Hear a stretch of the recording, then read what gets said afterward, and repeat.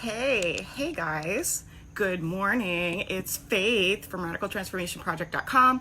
Welcome back to the Mental Health Morning Show. I'm so excited to start doing these again. I was really on a roll with them and then I kind of fell off the wagon, but let's bring it back. I want to start talking to you guys every morning about mental health, about what I'm doing, about life, about love, about all the things. My family is here, so they might come on camera. I told them that I'm going to be on video, but I can't control them. If you guys have been watching the news, Florida is, there's a big hurricane threatening us, and a lot of my family lives on the coast, so people are evacuating and coming to my house. So they're here, the dogs are here, the people are here, everybody's safe, everybody's good, and everything will be fine. That's just kind of how we roll in Florida, because you just don't know what's going to happen, and you can't let yourself start walking in what ifs, right? Like, you can't let yourself start going about, like, what if it comes on shore? What if the houses are gone? What if everything floods?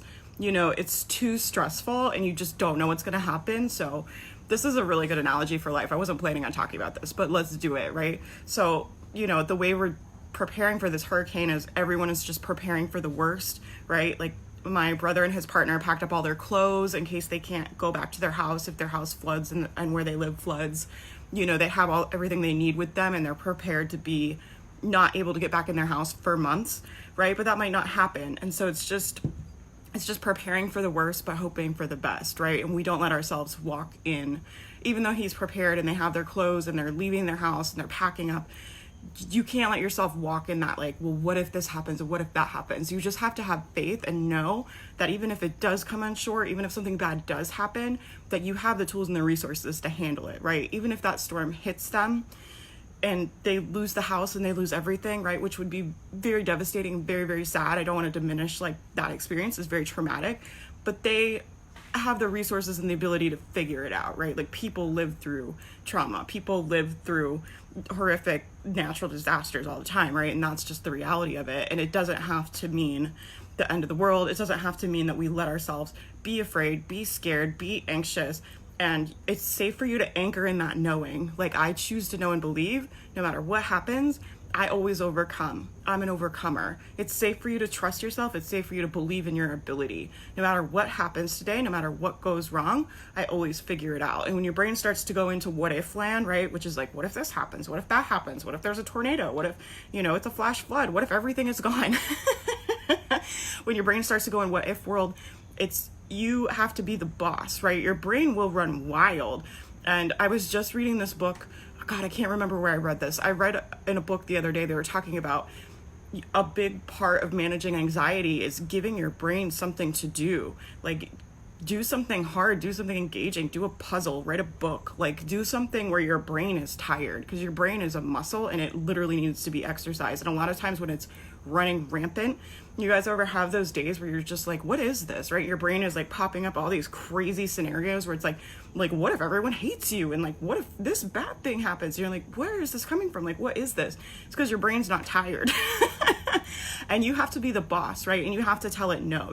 There's parts of your brain that are kind of like a little child, right? Where it's like reaching for the hot stove, and you have to be like, no, like, we're not going into what if land. I don't have time for this. It's a waste of my energy. And this is why. And this is what I actually came on to talk to you guys about. This is like a whole separate rant.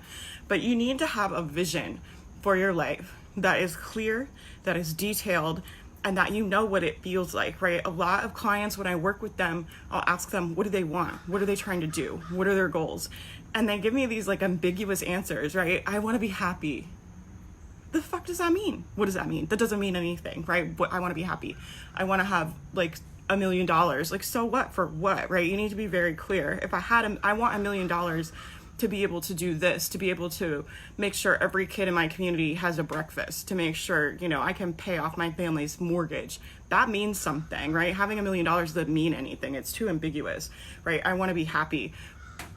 What are you doing when you're happy? What are you doing, and how does it feel, right? And then start channeling those feelings now, right? And I always tell people, I'm like, people get it really backwards with goal setting, because they will think, once I get my morning routine right and I can make myself be disciplined enough to do my morning routine, go to therapy, exercise, do all these things, it's going to make me happy. And once I can do them for a long enough time, eventually I'll be happy.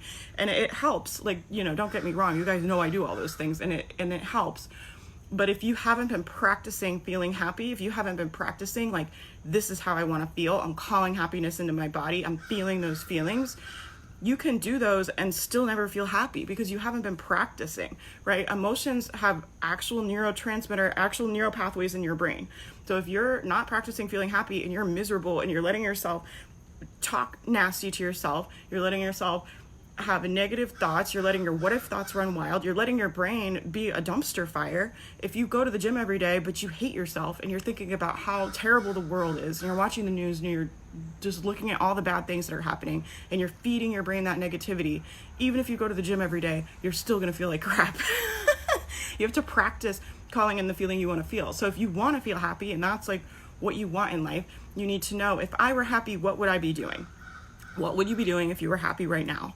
And then practice feeling those feelings. How would it feel to feel happy? Close your eyes, get in your body, imagine the future. If you can't be happy in this moment, imagine in the future, in your fake reality, in your made-up reality, and call in those feelings and step into them now, because you're strengthening the neural pathways in your brain when you do that. You're actually restructuring your brain, right? If you're never practice doing that and you never feel happy, you feel miserable all the time, it doesn't matter if you have $1 million, your brain is still not going to have the neural pathways it needs to feel happiness. That's why people reach goals and they're like, crap, I feel exactly the same, right? But a lot of this starts with having the vision.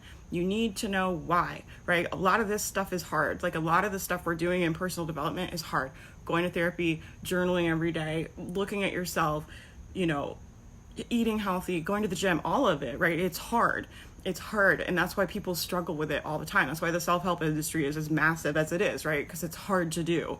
And if you don't know why you're doing it, it's not going to work, right? Like, how many days can you make yourself just get up and do the morning routine? You need the vision.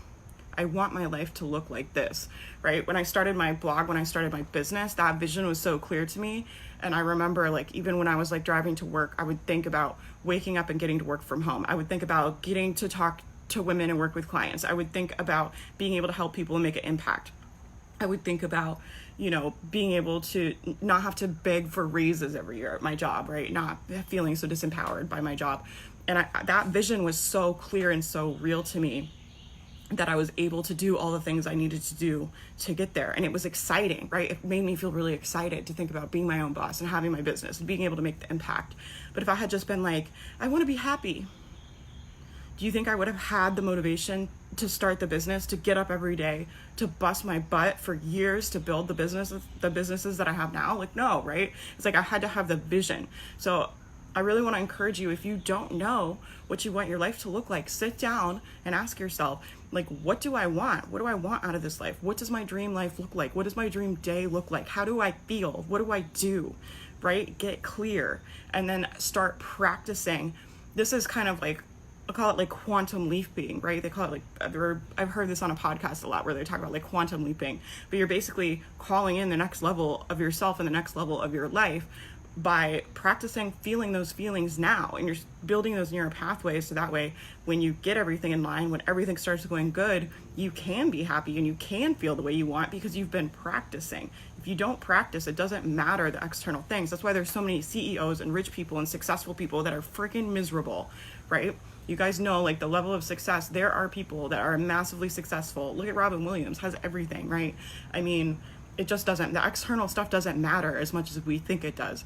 We think we'll get the external thing, we'll get the external goal, and then we'll be happy, but that's backwards. You've got to feel the feeling now, or else you get to the goal and you feel the same. And then that's a terrible feeling, because you're like, I've been working for this goal for years, and I feel the exact same way I did when I started, right? And then that's like a really depressing, ride to be on. Who wants to do that?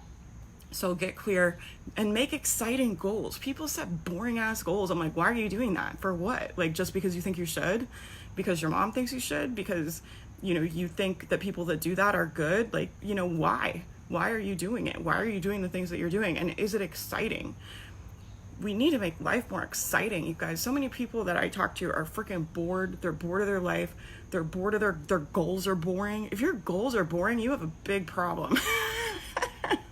Like, don't set boring ass goals. Set exciting goals. Like, what your future, that's what you're working on for your future. So if you're not excited about your goals, like, you know, you have a big problem. I could do a workshop on setting exciting goals if you guys want. Let me know. Let me know if any of this resonates with you guys. This is just kind of what I've been thinking about today as I was meditating and walking around and stuff. But I think having that vision is a big piece a lot of people are missing. I think there's a couple things, right? It's having the vision and knowing why. What does it feel like? What would I do if I had this goal, right? Being very clear. What would it feel like? And then calling that feeling in. And you can start quantum leaping by stepping into the version. Once you know what the vision is, you have to ask yourself, who do I have to become to have this vision, right? I had to become a business owner and a different person, right? That someone that is responsible and takes care of business and works hard and has all these things that an entrepreneur has, which I never had because I had never owned a business. And I had to become this kind of next level version of myself. Like, who do you have to become to make your vision come true? What do you have to do? Who is she? How does she feel? How does she talk? What does she do every day? Start channeling that person and calling it in and stepping into that next level of yourself, right? And once you become who you have to become, it's really easy to hit the goals. Like, and that's the truth, right? But that's not how our brains work. Our brains love to tell us, like, no, just keep doing the tasks and look at all these external things, when it's really like goal setting and success to me is an internal game.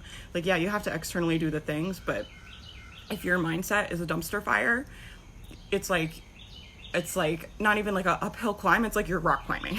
You know what I mean? You're making it so much harder, right? If your mindset and your brain is negative and toxic and gross and bad, and it's a bad place to be in, if being in your mind feels negative and bad and you're not actively working to raise your vibration and feel good every day, you're making everything so much more difficult. I feel like I could talk about this forever. I feel like you guys know what I'm saying. If this is helpful, leave a comment. Let me know. Let me know what you think. Let me know if you struggle with this. This is something like I'm still working on, right?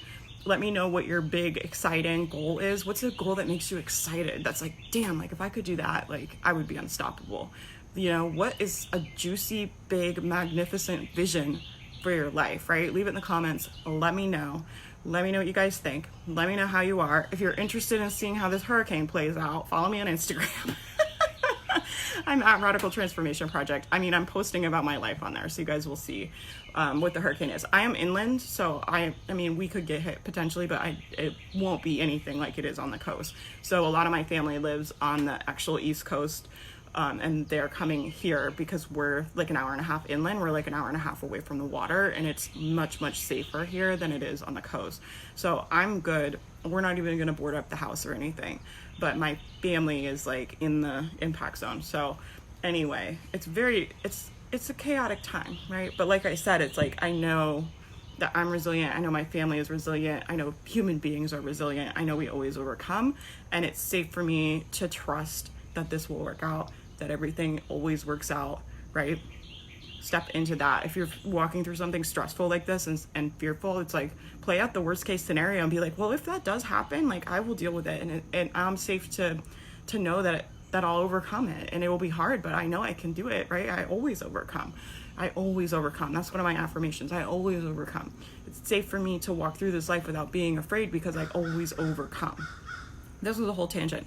I gotta get off of here. I love you guys so much. I'll talk to you soon. I'll see you on Instagram. I'm at Radical Transformation Project. That's like my favorite platform right now. I'm on Instagram stories all the time. So come say hi. I would love to, I don't know, hang out with you on Instagram. I'll talk to you guys soon.